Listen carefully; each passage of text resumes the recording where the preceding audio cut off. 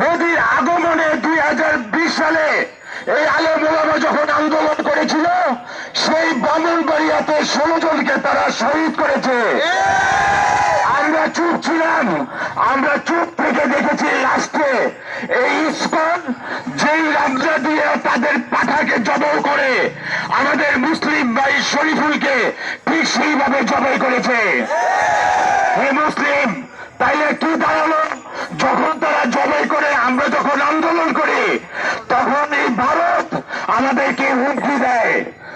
আপনাদেরকে বলতে চাই, তাহলে বোঝা যাইতেছে পৃথিবীতে যদি কোনো একটা হিন্দু বিপদে পড়ে, একটা রাষ্ট্র আছে কথা বলার, তার নাম হচ্ছে ভারত।